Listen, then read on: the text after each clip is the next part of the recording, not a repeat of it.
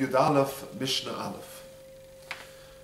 The 11th parak continues with the theme of Hoitzah, and is going to discuss the principle of zoirik, of throwing something as opposed to being moitzi, something of simply carrying it. So, by way of refreshing ourselves as to the various halachas of Hoitzah, let us remind ourselves that there are 4 reshuyos on Shabbos. There's a reshus hayochid, the regular private domain. There's a reshus harabim, the public thoroughfare. There is a karmelis, which is sort of a semi-public domain. And there is a mokum patur, an exempt area. The halachas that we mentioned so far in Mishnah Shabbos are that in order to be chayav an issa de'oraisa on Shabbos, there are 3 ways of doing it. Either you do a hotzah from a rishus hayochid to a rishus harabim, i.e., you do an akira, you lift something up in a rishus hayochid and you transport it out into a rishus harabim and do a hanocha there and put it to rest there. Or the other way around, you go from a rishus harabim to a rishus hayochid. Or the third way is carrying dalad amas in a rishus harabim. Now, from a karmelis, there's no issa d'oraisa, there'll be an issa d'rabanan. So carrying from a rishus hayochid to a karmelis or vice versa, or from a rishus harabim to a karmelis or vice versa, that you'd be potter, asa midrabanan, but potter. Carrying from a mokum patur to any other domain, you'd be potter. That's actually mutter, it's actually permitted. And lastly, carrying dalad amas in a karmelis itself, well, that is an issa d'rabanan. That is not a deraisa, but carrying dalad amas in a karmelis is an issa d'rabanan. Carrying dalad amas in a mokum patur, or indeed in a rishus hayochid, is of course 100% mutter. So that's just a refresher. Now, the Mishnah now discusses the principle of zorik. Till now we've been discussing of hotzah, where you actually transport the item, you pick it up, and you put it to rest, and you do a hanocha in a rishus harabim, or vice versa. And for that you'd be chayav.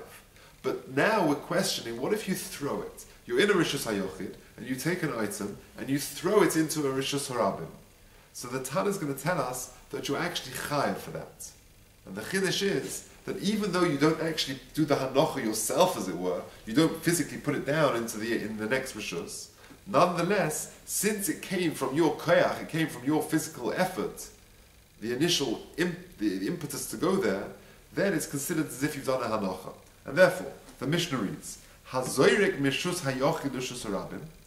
If you throw an item from a rishus hayochid to a rishus harabim, or mishus harabim rishus hayochid, from a rishus harabim to a private domain to a rishus hayochid, chayev.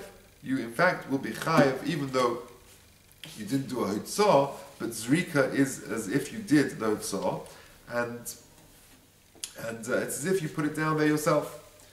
Fine, you're chayev. Now, then the Mishnah continues. Mishus hayochid rishus hayochid. What if you throw an item, you do a zrika from a rishus hayochid to another rishus hayochid, v'rishus harabim be'emtza, and there is a rishus harabim going in between. So then we have a machlokas tanoim, Rabbi Akiva mechayev v'chachomim potrim. The Rabbi Akiva says you'll be chayev and issa d'oraisa, and the chachomim would say you're potter. Now why is this? You've got a rishus hayochid, let's say over here. You've got a big rishus harabim going through, and you've got another rishus hayochid.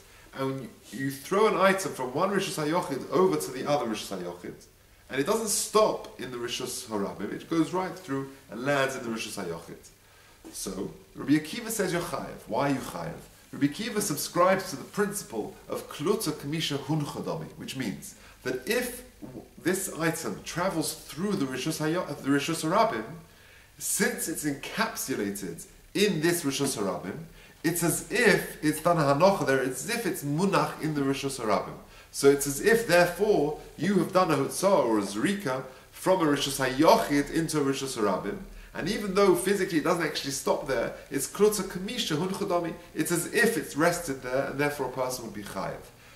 The Mefarshim qualified it, Gemara qualifies it by saying, this is specifically if it does this transfer from the rishus hayochid to the rishus hayochid via the rishus harabim at a height of less than 10 tefachim from the ground.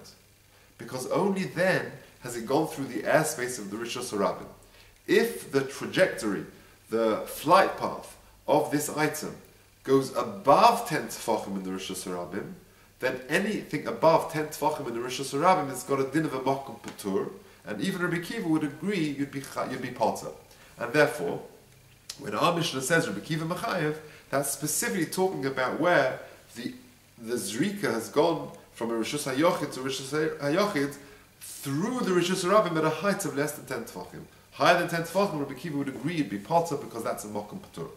The Chachamim pater you from this Zrika from Rishus HaYochid to Yochid with a Rishus Harabim be'emtza because they do not subscribe to the principle of Kaluta Kamisha Shehun Chodami, that when it's encapsulated in this Rishus Harabim, it's as if it's come to rest. They don't subscribe to this principle, and therefore, since you didn't do a Hanocha in the Rishus Harabim, they would therefore say you're potter. That is the end of Mishnah Aleph.